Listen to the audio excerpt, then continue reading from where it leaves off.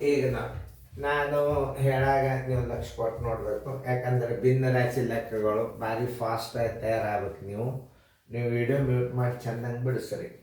Video mute ಮಾಡಿ ಚೆಂದಂಗೆ ಬಿಡಿಸ್ರಿ. Mute ಮಾಡಿ ಬಿಡಿಸೋದಾದ್ರಿಂದ ತೆಗೀರಿ, ನಾ ಬಂದು ತಿಳಿಸ್ತಾನೆ.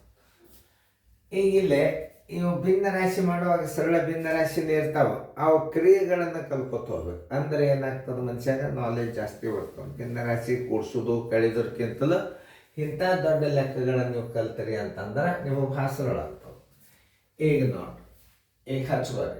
7.411 ರ 11/18 ಭಾಗಿಲೆ 35 36 ರ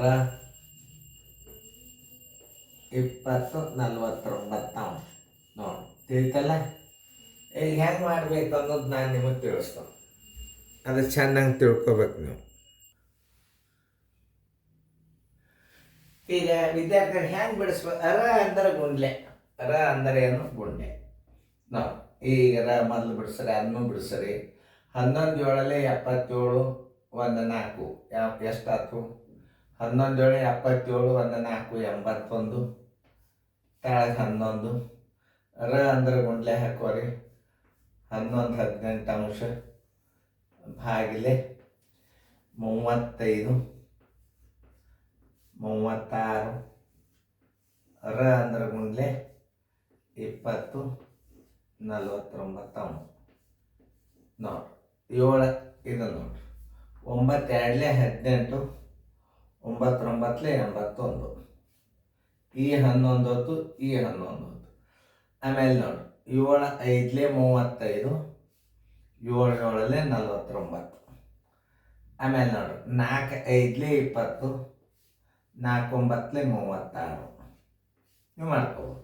ಈಗ ಉತ್ತರ ಏನು ಬರ್ತದೆ ನೋಡಿ. 9 2 ಭಾಗಿಲೆ 5 5 25 9 7 63 ಬರೋಬ್ಬರಿ. 9 2 ಕೊಂಡ್ಲೆ ಮ್ಯಾಲೆ 63 ತೆಳಗೆ 25 ನೋಡ್ರಿ. ಹೆಂಗದ ನೋಡ್ರಿ, ಸರಿಯಾಗಿ ಅರ್ಥ ಮಾಡ್ಕೋಬೇಕು.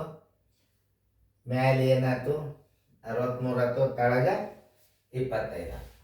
ಈಗ 9 3 27 ಎಲ್ಲ ಬಂತು. 2 ಗುಣಾಕಾರ ಮಾಡ್ಬೇಕು. ಇದಕ್ಕೆ 9 3 27 2 9 6 54 55 56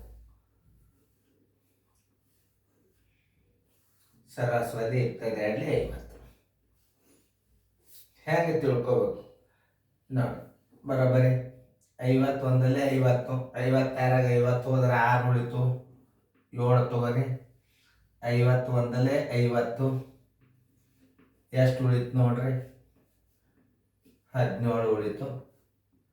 17 60 ಇದು 60 50. ಆನ್ಸರ್ ಈಸ್ ಈಕ್ವಲ್ ಟು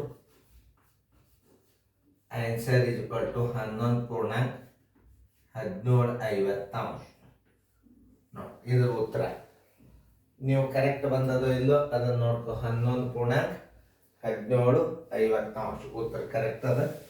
ನಾವು ಹಿಂಗೆಲ್ಲ ತಿಳ್ಕೊಂಡು ಗಣಿತಗಳನ್ನು ಮಾಡಬೇಕು. ನೀವು